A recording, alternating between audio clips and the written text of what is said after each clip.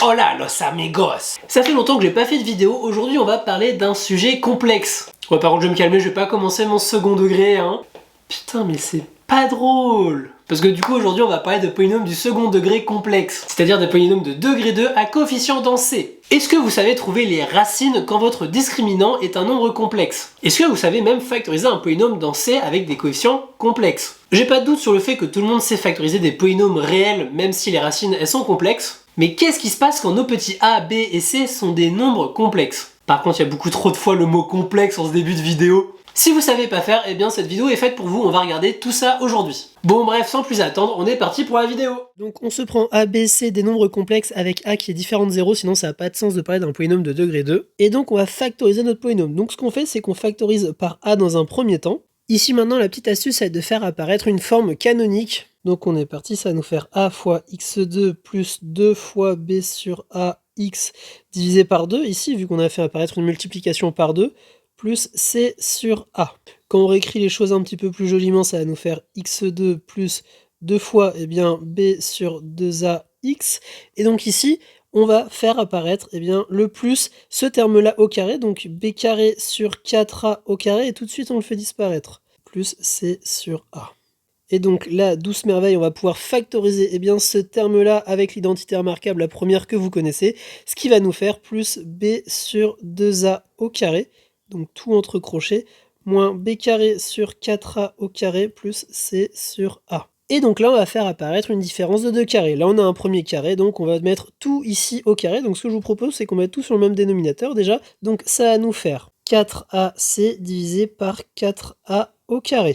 Ce qu'on va faire, c'est qu'on va factoriser par moins. Donc ici, hop, il y a un petit moins qui apparaît. Et donc là, on reconnaît bien la petite formule qu'on connaît, donc b carré moins 4ac divisé par 4a au carré. Et pour le moment, c'est exactement la même démonstration que si a, b et c étaient des réels, mais c'est là que ça va se corser un tout petit peu. Ici, on a dit qu'on allait faire apparaître la différence de 2 carrés. Donc on aimerait bien mettre le numérateur de cette fraction ici sous la forme d'un carré. Vu qu'au dénominateur, on a du 2a au carré, autant passer le numérateur aussi sous la forme d'un carré. Sauf qu'on est avec des nombres complexes. Donc généralement, quand on est dans les réels, on passe par la racine pour après faire apparaître un carré. On compose avec la fonction réciproque carré et racine. Sauf qu'avec les complexes, parler de la racine d'un complexe, ça n'a strictement aucun sens. C'est comme parler du signe d'un nombre complexe. Donc ce qu'on va faire, c'est qu'on va poser que delta carré est égal à b carré moins 4ac. Comme ça, on est content, on force l'apparition d'un carré. Donc ça va nous faire delta carré divisé par 2a au carré. Et donc là, on a bien la différence de 2 carrés.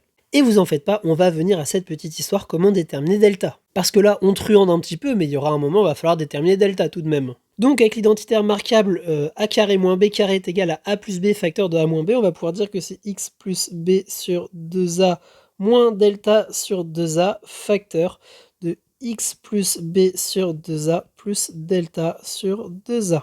Donc maintenant, on va factoriser et écrire les choses joliment pour faire clairement apparaître nos solutions. Donc ça va nous faire x moins b plus racine de delta sur 2a, facteur de x moins b moins racine de delta sur 2a. Et donc là, on a clairement démontré que quand notre équation nanana égale 0, ça équivaut à ce que x soit égal à moins b plus racine de delta sur 2a, ou que x soit égal à moins b moins racine de delta sur 2a.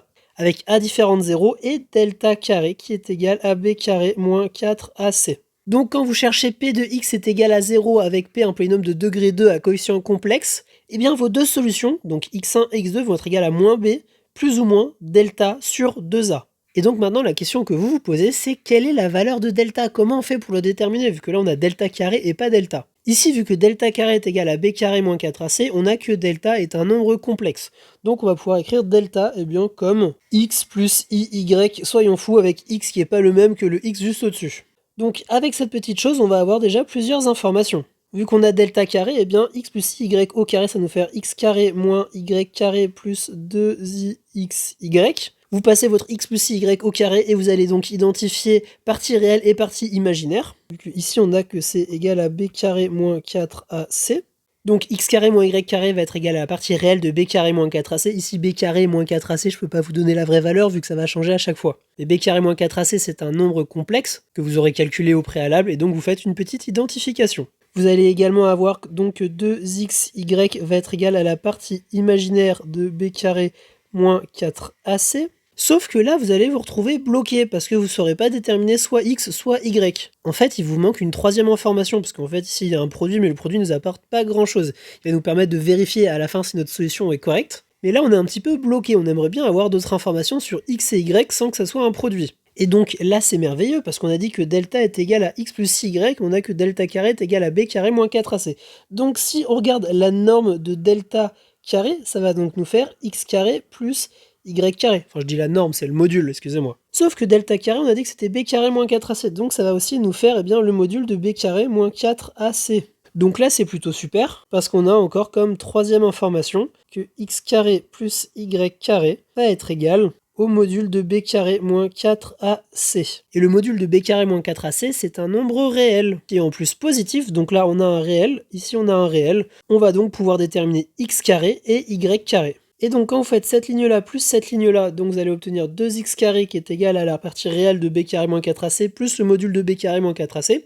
Donc vous allez avoir x carré qui est égal à un réel, et donc après x va être égal à plus ou moins la racine de ce réel. Pareil pour y, vous l'isolez en faisant une soustraction des deux lignes, vous allez obtenir que y carré est égal à un réel, donc que y va être égal plus ou moins à la racine de ce réel. Et donc vous aurez plusieurs possibilités pour x et plusieurs possibilités pour y, et donc c'est là qu'intervient notre petite ligne du milieu.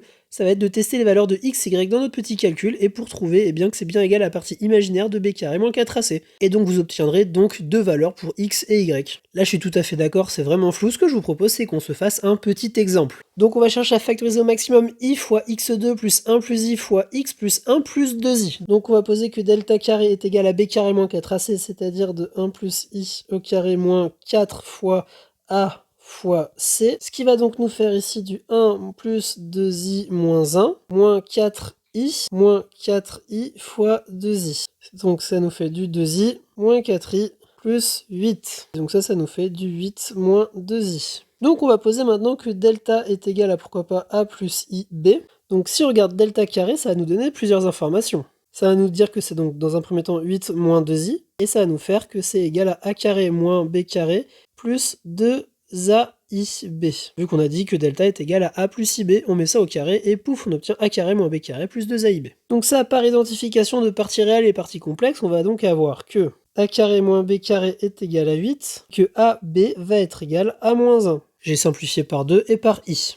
Et si on regarde maintenant également le module de delta carré, et bien ici ça va nous faire A carré plus B carré, et le module de 8 moins 2i, quand on regarde, et bien cette chose-là, ça va donc nous faire la racine de 64 plus 4, c'est-à-dire racine de 68. Et donc ça, on peut voir que c'est 2 racines de 17. Donc là, on va avoir un petit système qui va être un peu plus agrandi, donc a carré plus b carré est égal à 2 racines de 17. Donc maintenant, si on travaille un petit peu notre système, et bien ce qu'on va faire, c'est qu'on va faire la première ligne plus la troisième, donc on va avoir 2a au carré, qui va donc être égal à 8 plus 2 racines de 17. Donc on va voir que a carré va être égal à 4 plus racine de 17. Et donc on va voir que a va être égal à plus ou moins racine de 4 plus racine de 17. La forme est pas belle, mais c'est pas grave. Maintenant on va faire la troisième ligne moins la première pour récupérer les b carrés. Donc ça va nous faire a carré moins a carré, ça disparaît. B carré moins b carré, bien ça va nous faire plus b carré. Donc on va voir que 2b carré va être égal à 2 racine de 17 moins 8. Donc on va voir que b carré va être égal à racine de 17 moins 4.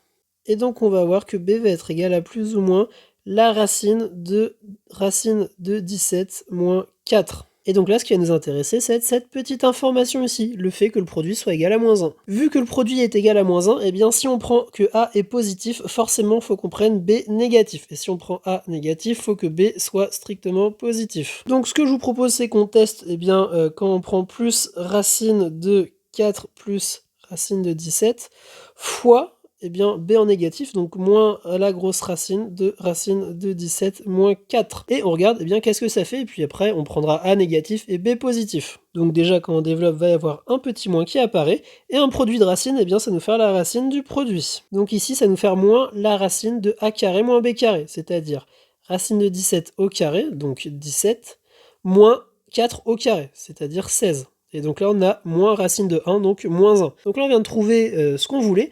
On va maintenant regarder quand a est négatif et b est positif. Donc maintenant, on va prendre quand a est négatif, donc quand ça fait moins racine de 4 plus racine de 17, facteur de racine de 17 moins 4. Ça, quand on développe rapidement, ça va nous faire moins la racine du produit. Et là, très rapidement, on voit que ça nous refait pareil. Donc ça va être égal à moins 1. Et en fait, c'est pas une surprise qu'on ait que A négatif et B positif et A positif et B négatif marchent. Parce que vu qu'on a la condition que si A est positif, B doit être négatif et que si A est négatif, B doit être positif, et bien quand on va faire le produit de A par B, et bien les signes vont se simplifier et on va récupérer nos valeurs absolues de A et B. Donc en gros là, ce qu'on vient de trouver, c'est que delta est soit égal donc à ou. Est-ce que ça va changer quelque chose à notre problème finalement? Vous pourriez vous dire, ben on a deux valeurs de delta, comment on fait dans nos x1 et x2? En fait là c'est pas compliqué, ce qui change c'est que là on a delta et ici on a moins delta. Ou au-dessus on a moins delta et en dessous on a delta. En tout cas nos deux valeurs de delta ici sont opposées. Sauf que tout à l'heure on avait dit que x1 c'était donc moins b moins delta sur 2a et on avait dit que x2 est égal à moins b plus delta sur 2a. Donc si on choisit la première valeur de delta, et bien ici ça va nous faire du moins delta, donc on va récupérer cette petite valeur là, et ici ça va nous faire du plus delta, donc on va récupérer cette petite valeur là.